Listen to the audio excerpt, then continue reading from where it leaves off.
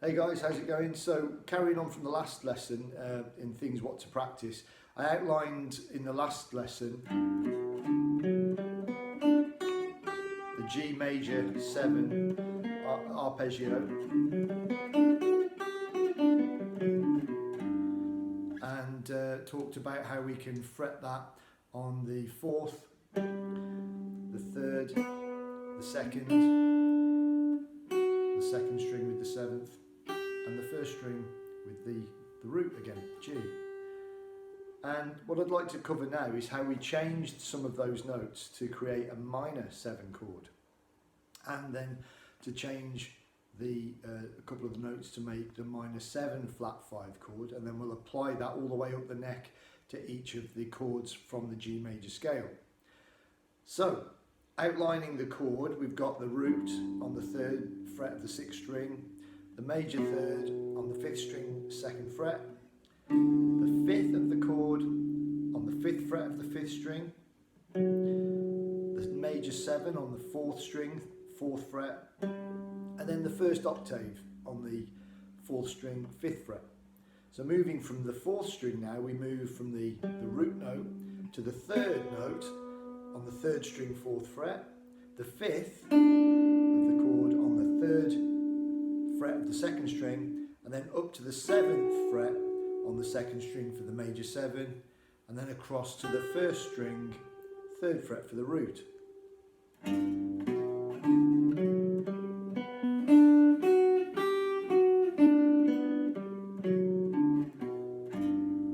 So that'll be our first way of fingering that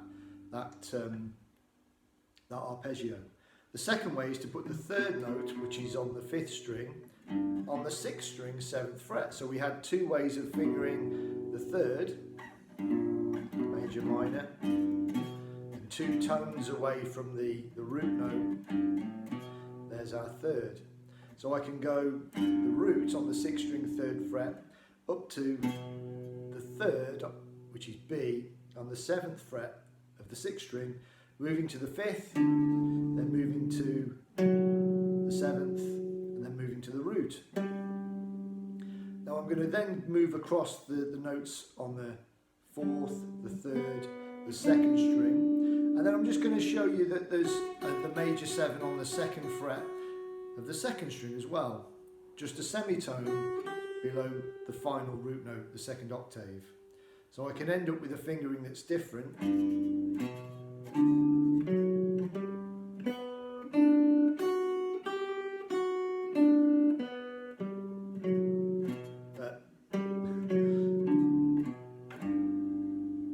Might not finger it that way, to be honest, because when you fret it like this and you end up with your 2nd finger, you've got nowhere to go with your 1st finger here behind. So you'd have to, if you were going to do that, you'd have to really think about readjusting your fingering. Once I get to that major 7 on the 4th string, I'd have to switch to my pinky really, so I can go across the major 7 with each individual finger, from my pinky going to my 3rd, my 2nd, and my 1st. So that might not be a very economical way of fretting that arpeggio. Okay, so thinking about the minor 7 chord. The minor 7 chord consists of a minor 3rd and a minor 7. Still got the dominant 5th in there, the 5th note, and it's got the root. So if I flatten the 3rd, 6th fret, so it's a tone and a semitone away from the root, and then go to the 5th. Now the 7th, the major 7, I'm going to flatten that. I'm going to make that a minor 7.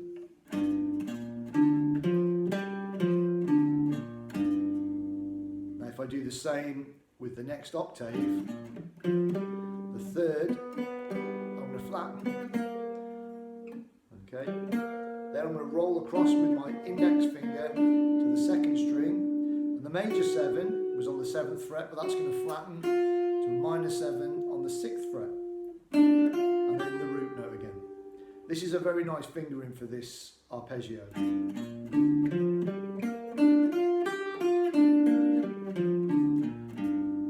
as you play it, you'll notice it looks very similar to the minor pentatonic scale.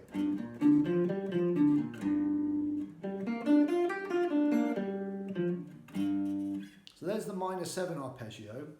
Now the minor 7 flat 5 is basically the minor 7 but with a flattened fifth. So you've got the root, you've got the minor 3rd, and then the 5th is going to be flattened. You get that side, it's like dark sound.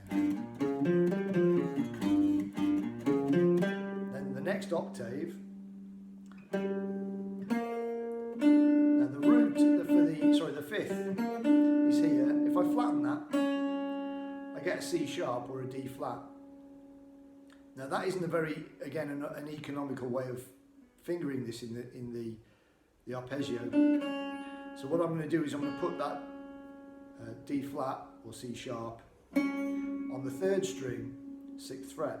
So I end up with root, minor 3rd, flat 5, minor 7, root, minor 3rd, then I'm going to go up to the D flat. It's a tone and a semitone away from that 3rd, and then across to my minor 7, and then over to my root note again.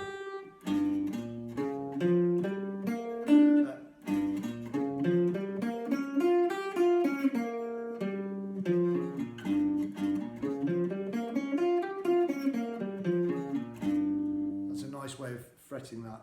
Obviously you can put the minor 3rd over here on the 5th string,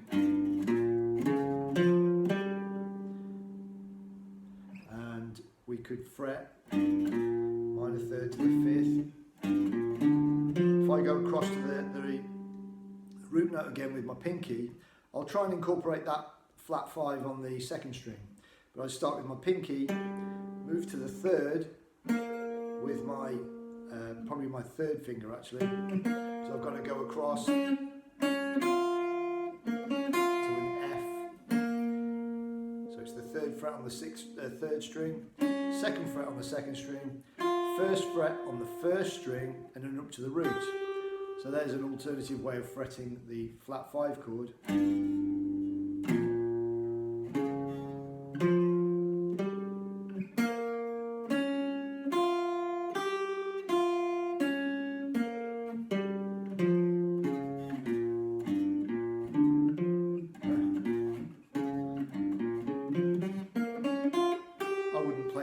Myself.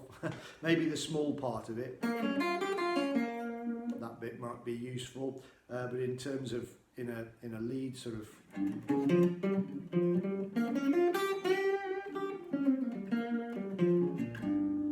I'd play something around with the first fingering that we did. So in the next video, let's put together all of the chords together in the scale, playing them all the way across the 6 strings, and then we'll break